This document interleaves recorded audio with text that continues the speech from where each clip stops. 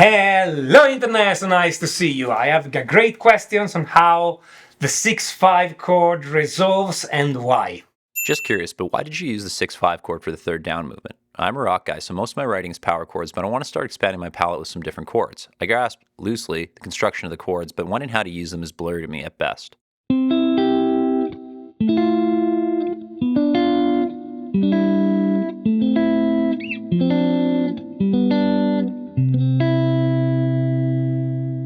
So, that's the sequence we're talking about, and the sequence is something I've shown in a past video called the Killer Baroque Sequence, okay?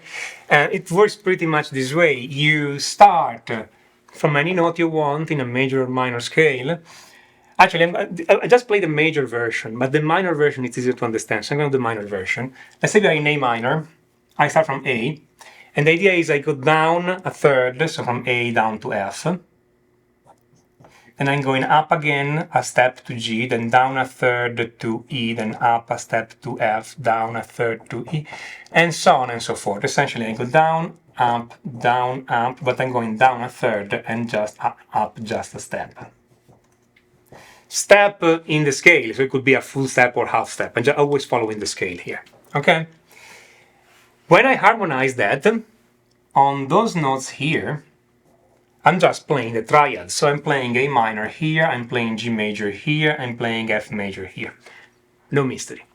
When I'm playing on those chords, though, I'm playing a 6-5 chord. The infamous 6-5 chord, which is essentially, in this case, would be made by the notes F, C, and D. The note indicated, the note a fifth higher in the scale, the note a sixth higher in the scale, the 6-5 chord, because it contains a sixth and a fifth from the bass, no third. Okay? Why am I picking that chord?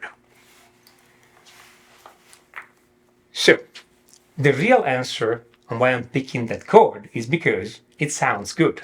It's not a great explanation, right? but it's the best explanation. It sounds good. Don't worry, I'm going to explain exactly why it sounds good. But the point is, I'm picking it because it sounds good. You hear it. I'm going to play this in minor, in A minor, so again.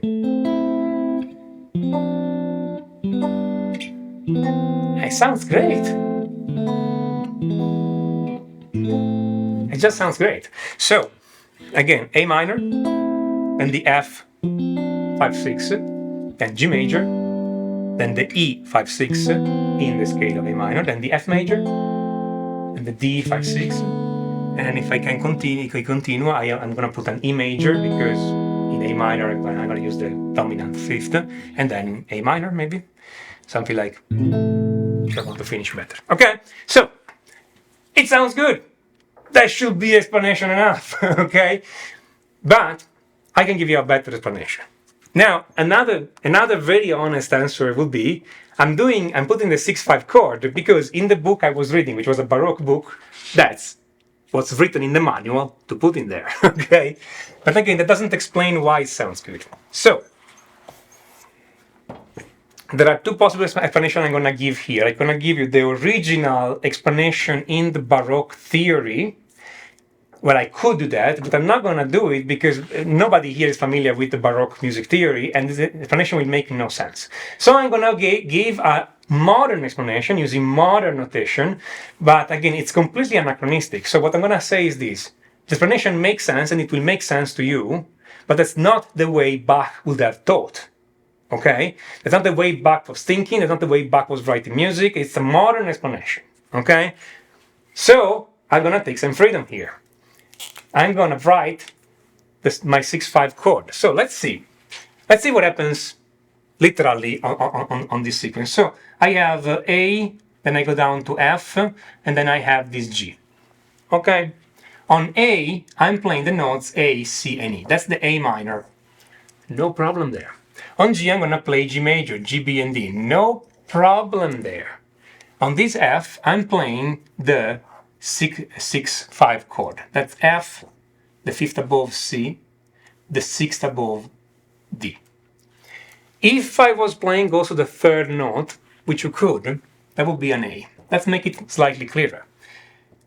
If I take those notes, D, F, A, C, D, you notice that in modern terms, that's a seventh chord. not an F 7th chord, but a D minor 7th chord. So this chord is the same in modern terms as a D minor 7th with a bass of F. Right? Great. So again, in modern terms, the root of this chord is D, not F. F is the bass, the lowest note, but not the root of the chord. Bach would not have thought, not be thinking this way, because at the time of Bach, nobody was thinking about the root of the chords. There was a concept invented later, and in fact, it was invented during the life of Bach, and Bach commented that it was wrong to think this way. Okay, but modernly we think about it in this way. So the root of it is D. After this G, I'm gonna go down another third. I'm gonna play an E6/5, that's E, B, C, and again I can put a little G in here, and again doing all calculations here, that's E, G, B, C. This comes out to be as a C major 7th chord with a bass of E, so again a 7th chord in first inversion. So the root here is C. So now let's see what are the roots of all those progressions. After this E, we're gonna have an F, F, A, C, etc., etc. The root of A minor is A. No problem. The root of this F6/5 chord is D. The root of this G chord is G. The root of this E6/5 chord is C. The root of this F chord is F, and so on and so forth. If you look at this, that's the cycle of fifth. E, A, down a fifth to D, down a fifth to G, down a fifth to C, down a fifth to F, so on and so forth. That's the cycle of fifth. So all this strange system, when you go on the top, on this chord, play a triad, go down a third and play the 5/6, go up and play, at the end of the day is giving you a fancy circle of fifth in which some chords are in root position and they are just triads, and some other chords are 7th chords but in first inversion. Okay? Now, some people, when I published the first video about the video about this sequence, notice it. And you can see them in the comment. And indeed, in the comment, if you notice, the first pinned comment at the beginning of the comment section of that video was me asking, there is another secret in this chord progression. What is it? And some people guessed it's the circle of fifth. It's again the circle of fifth. I didn't say this in the original video. I said it in the comment. Why? Because the moment I say it's the circle of fifth, you don't go on your guitar and play it.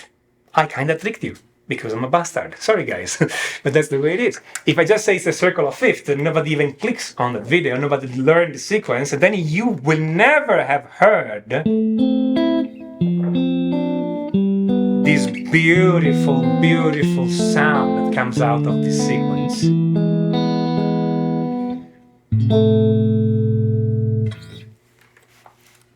But it is the circle of fifths, a fancy circle of fifth. So, coming back to the original question, why do I pick the 5/6 chord in there? Because in modern terms, this will complete and create a circle of fifths. Do I have to put a 5/6 chord in there? No, there are several other options which we can cover in another video if you want, because there are so many. It probably take half an hour just to mention all them all. But that would be a very common way of covering that. Now, this is one of the many wonderful sounds you can get on your guitar when you learn a little bit more about chords and harmony. There are so many more. There is so much good music you can make on this instrument by knowing where to play your chords, and this music is also easy to play. Here I'm playing chords of 3 notes. It's so easy. It just falls the right way under your fingers once you get it. Okay, it's... How do you learn all this? Well, shameless plug, I have a course. It's called Complete Chord Mastery, and it teaches you everything there is to know about these and other things. Complete Chord Mastery, it's not a book. It's a complete video course that takes you from the basics up. We do everything you need to know about harmony and chords on your guitar. All the theory is done straight on the fretboard. There is no theory for the sake of theory here. Everything is immediately practical, and everything is developed through exercises, so you know how to apply these immediately on your guitar. If you have just a minute, click on the link on the top right to check out Complete Chord Mastery. If you like this video, smash on that like button and don't forget to subscribe and click on notification, otherwise YouTube will not let you know when I put up a new video. And if you have any comment, feedback, suggestions, write them down in the comment. I enjoy reading from you and I make videos on your suggestions. This is Tommaso Zilio of musictheoryforguitar.com, and until next time, enjoy!